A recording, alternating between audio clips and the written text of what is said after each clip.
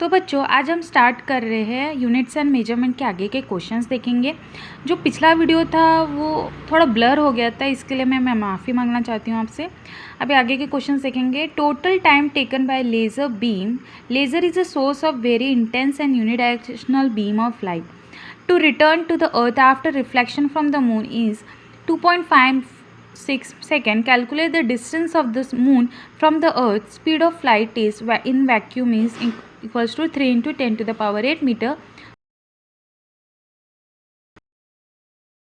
पर रिफ्लेक्शन हो रहा है अर्थ से मून की तरफ, मून से अर्थ की तरफ। ठीक है, मतलब लेज़र ऐसे जा रहा है, ऐसा आ रहा है, लेकिन हमें टाइम बस यहाँ तक का चाहिए। तो हम क्या करेंगे, टाइम को डिवाइड कर देंगे 2 से, इक्वल्स टू 1.28 और हमें क्या मिल जाएगा 1.28 सेकेंड। सी क्या है, speed of light in vacuum equals to, speed of light कितना है 3 into 10 to the power 8 metre per second. Distance का फॉर्मूला क्या होता है, distance equals to speed into time. Speed हमें कितना दिया हुआ है, स्पीड इतना दिया हुआ है, सेकेंड टाइम कितना दिया है 1.28 और इनको सॉल्व करेंगे तो हमें ये मिल जाएगा। अगर आपको किलोमीटर में चाहिए तो 8 में से -3 माइनस करो तो किलोमीटर में चेंज हो जाएगा, क्योंकि 1 किलोमीटर इक्वल्स टू 1000 मीटर। तो 10 to the power 3 हमें यूनिट्स में हमने पहले सीखा है ये।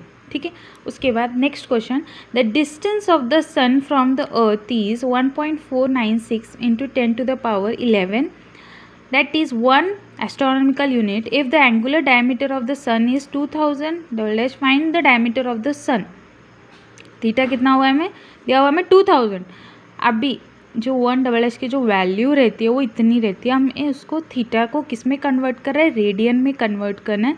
तो मल्टीप्लाई बाय हमें ये वैल्यू करना होगा। जब हम उसको सॉल्व करेंगे इन दोनों को मल्टीप्लाई करके तो हमें किस में वैल्यू आ जाएगी, देखो इन दोनों को मल्टीप्लाई करेंगे तो ये आएगी, ये 10 to the power -6 वैसा का वैसा ही रहेगा, लेकिन जो वैल्यू है वो यहाँ आएगा पॉइंट। हमें कहाँ चाहिए पॉइंट, 9.7 चाहिए हमें।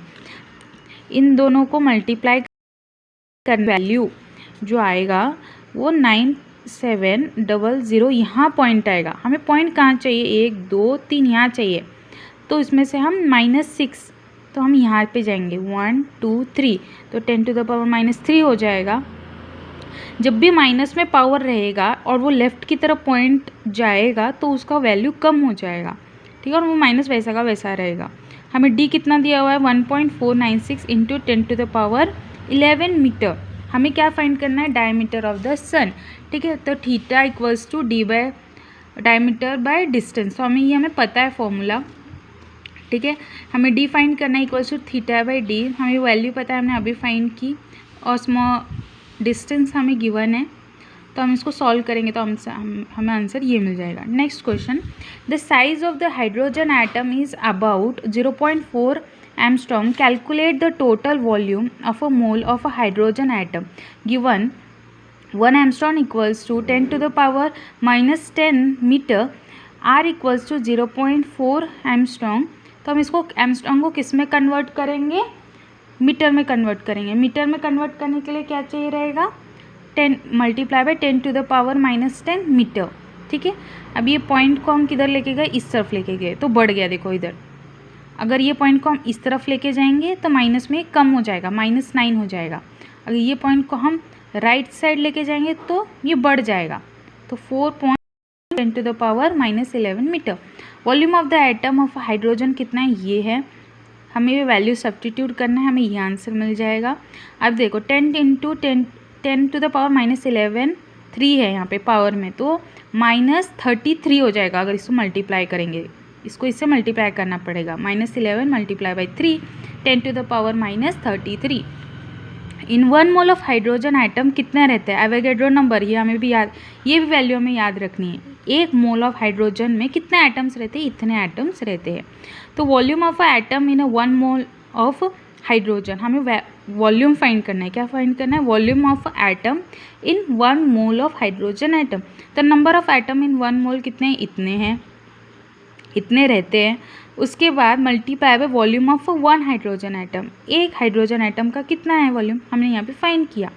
एक हाइड्रोजन एटम का कितना है, एक एटम का रेडियस कितना था, इतना था। उससे हमने वॉल्यूम फाइंड किया। वॉल्यूम फाइंड करने के बाद हम वो वॉल्यूम को हम मल्टीप्लाई बाय कितने एटम से वो करेंगे, तो हमें वॉल्यूम ऑफ एटम्स इन 1 मोल में कितना है वो हमें मिल जाएगा। ठीक है, वॉल्यूम है इसलिए मीटर क्यूब। समझ में आया है क्वेश्चन? तो आज के लिए इतना ही। Thank you.